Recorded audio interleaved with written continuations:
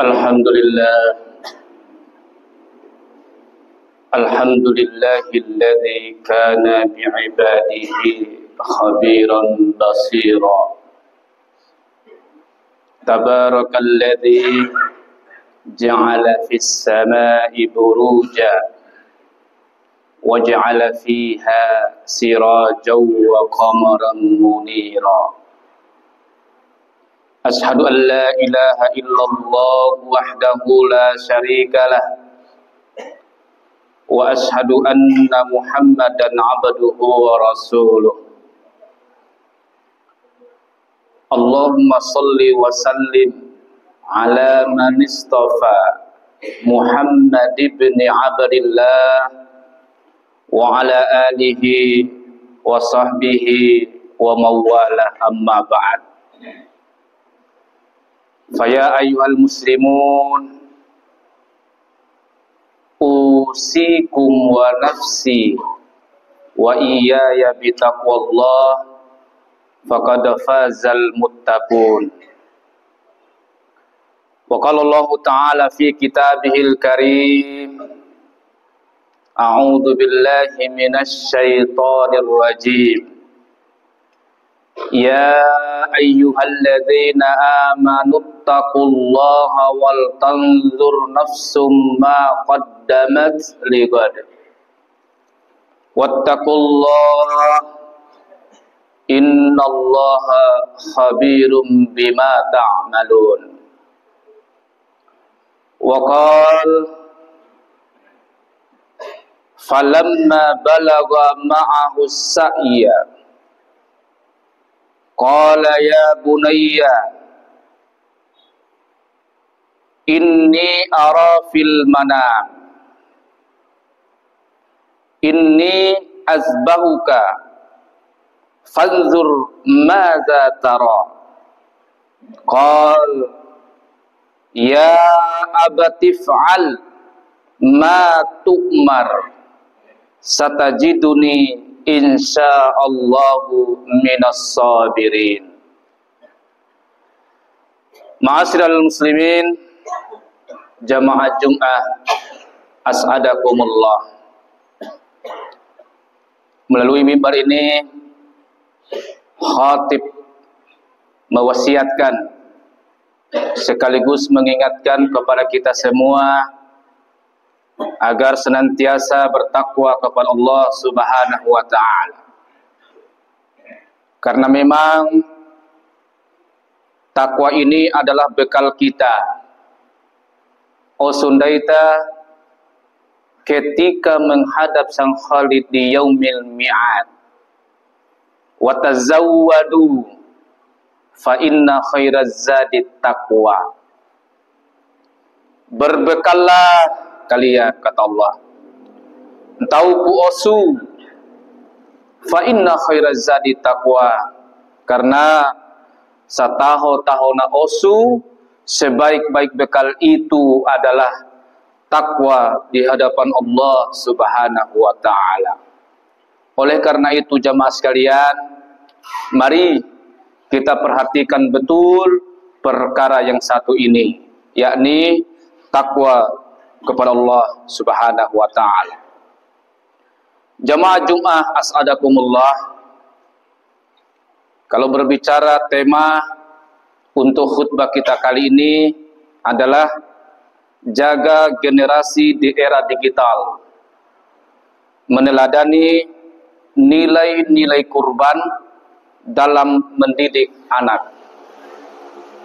Jamaah sekalian, tadi pagi kita semua telah mendengarkan bagaimana uraian yang disampaikan oleh para khatib, yaitu menceritakan bagaimana perjalanan kehidupan keluarga yang luar biasa totalitas penyerahan diri kepada Allah, yaitu keluarga Halilullah Nabi Ibrahim alaihissalam beserta keluarganya, baik itu istrinya Siti Hajar, Sarah, maupun anaknya merupakan juga Nabi, yaitu Ismail alaihissalam. Nah, jamaah sekalian yang dirahmati Allah Subhanahu wa taala, jadi khutbah pada kesempatan ini adalah sekadar penguatan saja. Ya. Jadi dari kisah Nabi Ibrahim dan putranya Ismail alaihissalam, ini merupakan pelajaran besar bagi kita semua, terutama tentang pendidikan keluarga dan pembinaan generasi. Ketika Ibrahim menerima perintah dari Allah Subhanahu wa taala untuk menyembelih putranya yang merupakan anak satu-satunya, yang merupakan anak yang sudah ditunggu-tunggunya bertahun-tahun, tetapi Allah Subhanahu wa taala coba menguji, meminta pengorbanan seorang nabi ini. Nah, ketika Ibrahim menerima perintah Allah itu untuk menyembelih putranya ini, Ismail tidak menentang, tidak membangkang, bahkan ia menjawab dengan penuh keimanan. Coba Pak, kalau kira-kira anak kita hari ini, nah, Bapak mau sembelih kamu, kira-kira jawaban apa yang terdengar dari anak-anak kita jamaah sekalian? Tetapi dengan jawabannya Ismail ini malah mengatakan seperti ini, sebagaimana pada mukadimah tadi itu dan diabadikan pada Al-Quran, yaitu surah As-Saffat ayat 102. Falamma balaga ma'ahu sa'ya, maka ketika anak itu sampai pada umur sanggup, kira-kira usia sudah remaja, kira-kira umur SMP lah gitu. Qal ya bunayya inni ara fil manam, wahai anakku, sesungguhnya aku bapakmu ini melihat di dalam mimpi, dan mimpi itu bukan sekedar mimpi biasa anakku. Inni azbahuka fanzur maza tara, aku menyembelihmu anakku, atau dengan kata lain, aku diperintahkan untuk menyembelihmu anakku. Fanzur maza tara, kira-kira bagaimana pendapatmu? Apa jawaban anaknya yang soleh ini? Qal ya abati fa'al ma tu'mar, wahai bapakku, laksanakan apa yang diperintahkan Allah kepadamu. Satajiduni insyaallah minas sabirin, insyaallah engkau bapakku akan mendapati aku ini adalah termasuk golongan orang-orang yang sabar. Jamaah sekalian, coba perhatikan, coba lihat jamaah sekalian, betapa besar peran pendidikan ayah dalam membentuk karakter anak, Pak. Tidak mungkin anak mendapatkan jawaban seperti ini kalau tidak ada peran besar daripada seorang bapak, peran besar daripada seorang ibu. Ismail bukan hanya anak yang patuh, tetapi anak yang telah tumbuh dengan pondasi iman, pondasi adab, dan pondasi pengorbanan. Coba Pak, sejak kecil kita semua telah mendengarkan kisah-kisahnya. Baru kecil, Allah perintahkan kepada istrinya Sarah beserta anaknya yang masih kecil sekali ini untuk pindah dari Palestina menuju ke Hijaz yang saat ini adalah Mekah. Bukan persoalan apanya jamaah sekalian, tetapi kondisi Makkah saat itu, jangankan manusia jamaah sekalian, tumbuh-tumbuhan saja tidak ada yang tumbuh, apalagi air. Tetapi jamaah sekalian Allah Subhanahu wa taala, Ismail, Sarah, lebih-lebih Nabi Ibrahim tersendiri telah memiliki pondasi keimanan yang kuat. Ketika kalau itu merupakan perintah dari Allah, sami'na wa ata'na, siap dilaksanakan. Coba Pak. Sungguh ini adalah gambaran generasi emas. Ini baru dikatakan generasi emas, Pak. Tidak melawan orang tua. Apalagi itu dia tahu bahwa itu adalah perintah dari Allah. Kenapa bisa seperti itu jemaah sekalian? Karena memang anak-anak seperti ini, lebih khusus kepada Nabi Ismail ini, merupakan tumbuh dalam bimbingan langsung dari orang tuanya yang penuh dengan kesabaran pula. Pertanyaannya kemudian jemaah sekalian, bagaimana dengan generasi kita hari ini? Bagaimana dengan anak kita hari ini? Kita hidup di era digital jemaah sekalian. Zaman sekarang anak-anak lebih dekat dengan gawai, lebih dekat dengan handphone, lebih dekat dengan HP jemaah sekalian, daripada orang tua mereka. Sehingga mereka tidak mengenal dengan nabinya. Jangankan nabinya jemaah sekalian, kadang anak-anak kita sekarang tidak kenal apa yang dilakukan orang tuanya.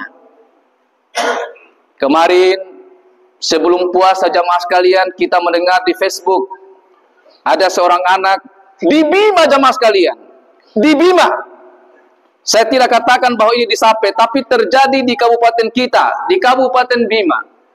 Seorang anak minta kepada ibunya untuk dibelikan motor. Namun orang tuanya ini dengan jujur mengatakan, kami tidak punya uang anakku. Lalu anak ini menendang ibunya sampai pingsan beberapa kali jamaah sekalian. Coba. Kenapa bisa seperti ini jamaah sekalian?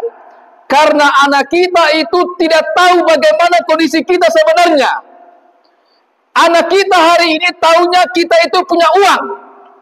Padahal kita begitu luar biasa pengorbanan kita dalam mencari uang ini. Kita rela mendaki gunung demi gunung untuk tanam jagung misalnya. Kita rela lewati beberapa lautan untuk mendapatkan ikan. Kita rela dan berbagai macam pengorbanan kita lakukan ini.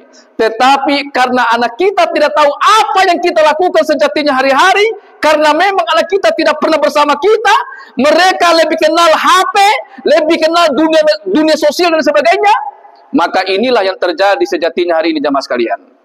Coba. Sehingga wajar jika banyak hari ini anak-anak yang kehilangan adab, kehilangan arah, dan kehilangan jati diri mereka jamaah sekalian. Kenapa? Karena tidak lagi bersama orang tuanya. Kemarin saja jamaah sekalian, waktu puasa, jarang di antara kita yang makan sahur bersama anak kita, apalagi remaja. Jarang bersama kita makan buka puasa bersama. Padahal disitulah pendidikan yang harus kita tanamkan kepada anak kita jamaah sekalian. Bangun sama-sama, makan sahur bersama. Sebelum makan sahur kalau perlu kita salat tahajud bersama. Begitu juga buka puasanya bersama. Disitulah kita memberikan pendidikan, pengarahan.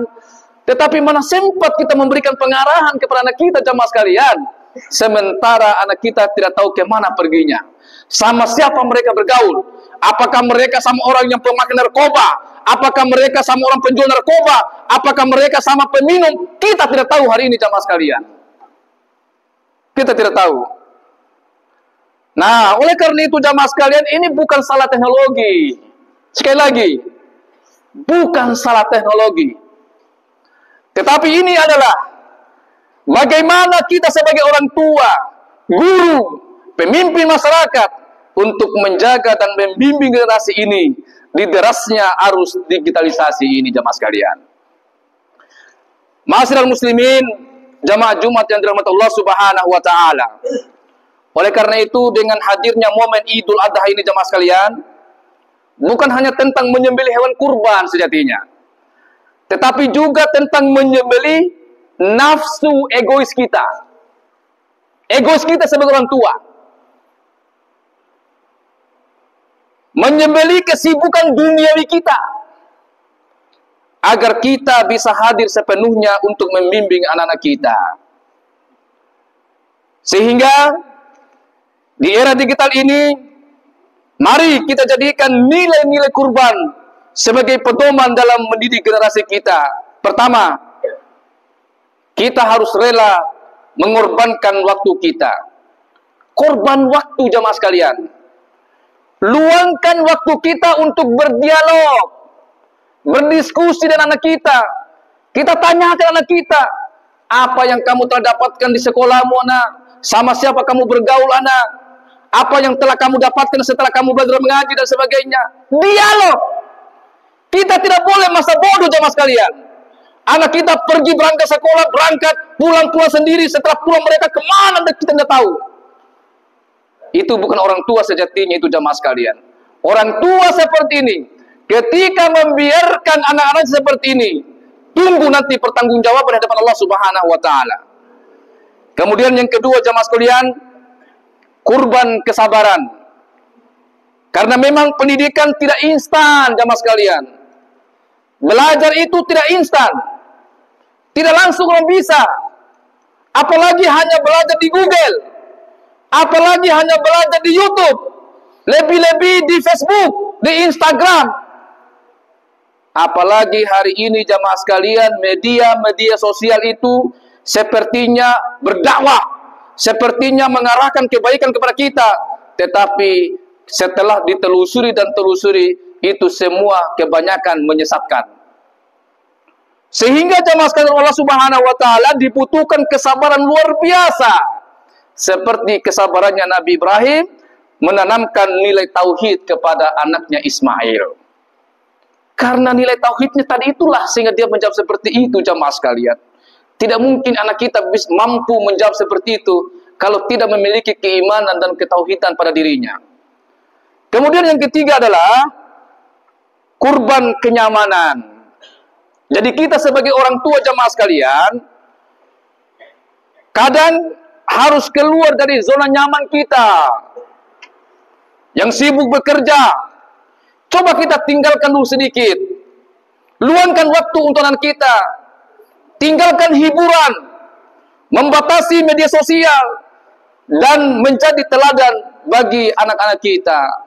Karena sejatinya jamaah sekalian, Allah Subhanahu wa Ta'ala, kalau kita tidak pernah peduli terhadap anak kita pada dunia nyata, maka yang menjadi orang tua kita, maka akan menjadi orang tua anak kita nanti adalah media sosial.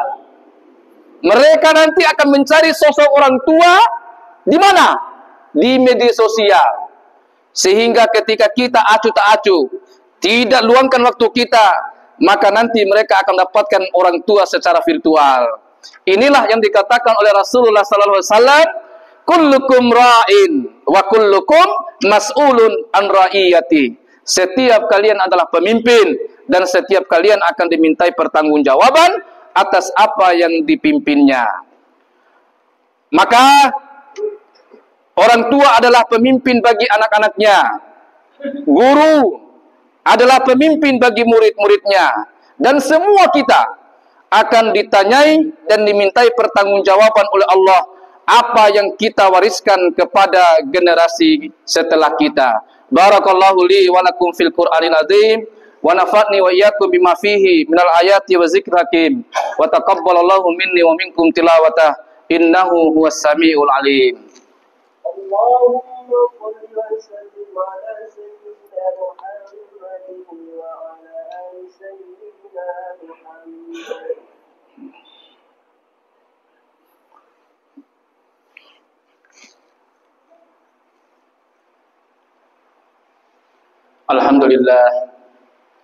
Alhamdulillahilladzi arsala rasulahu bil huda wa dinil haqq liyuzhirahu 'ala dini kulli wa kafa billahi shahida. Asyhadu an la ilaha illallah wahdahu la syarikalah wa asyhadu anna Muhammadan 'abduhu wa rasuluh. Allahumma shalli wa sallim ala man istafa Muhammad ibn Abdillah wa ala alihi wa ashabihi wa man tabi'ahum bi ihsanin ila yaumiddin amma ba'd. Fa ya ayyuhal muslimun Ittaqullah, ittaqullah, ittaqullaha haqqa tuqatih, wa la tamutunna illa wa antum muslimun. Jamaah Jumat yang dirahmati Allah Subhanahu wa taala, pada khutbah kedua ini khatib sekedar mengingatkan saja, marilah kita sama-sama peduli terhadap generasi kita, terutama anak-anak kita. Khatib sejatinya ingin sampaikan seperti ini jemaah sekalian. Jangan pernah kita membelikan HP kepada anak kita. Apalagi SD, SMP saja belum layak untuk mereka memiliki HP sendiri. Kalaupun mereka ingin main HP, kasihkan saja HP kita. Sebab inilah yang paling merusak generasi kita hari ini. Mereka tidak kenal lagi dunia di sekitarnya, dunia nyata ini. Syukur-syukur yang mereka dapatkan di HP itu adalah nilai-nilai positif. Tetapi kalau kemaksiatan, maka itulah yang menjadi karakter mereka nantinya. Oleh karena itu jamaah sekalian, mari kita sama-sama berdoa, berlindung kepada Allah Subhanahu wa taala, terutama agar generasi kita senantiasa mendapatkan perlindungan, mendapatkan bimbingan, dan kita orang tua diberikan kesabaran untuk senantiasa membimbing mereka sehingga mereka kenal Tuhannya, cinta kepada nabinya, dan berguna minimal kepada keluarganya, apalagi sampai mampu berguna untuk masyarakat yang lebih luas. Innallaha wa malaikatahu yusholluna 'alan nabi ya ayyuhalladzina amanu shallu 'alaihi wa sallimu taslima. Amin. Allahumma ighfir lil mu'minina wal mu'minat wal muslimina wal muslimat al ahya'i minhum wal amwat innaka sami'un qaribun mujibud da'wat ya qadil hajat. Allahumma arinal haqqa haqqa warzuqna ittiba'ah wa arinal batila batila warzuqna jatinabah. Allahumma ja'al abna'ana minal ladzina yuqimuna as-salata wa yu'tuna az-zakata wa yatba'una sunnata nabiyyika Muhammadin sallallahu alaihi wasallam wa najjina wa zurriyyatina min fitanid dunya wal akhirah.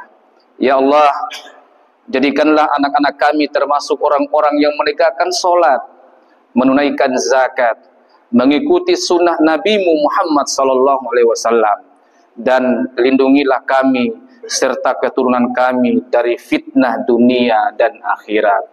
Rabbana atina fid dunya hasanah wa fil akhirati hasanah wa qina adzabannar. Ibadallah, innallaha ya'muru bil adli wal ihsan wa ita'i dzil qurba wa yanha 'anil fahsya'i wal munkar wal bagyi ya'izukum la'allakum tadhakkarun. Uzkurullaha al-'azima yazkurkum was'aluhu min fadlihi yu'tikum wa yahdikum wa la dzikrullahi akbar wallahu ya'lamu ma tasna'un. Aqimis shalah.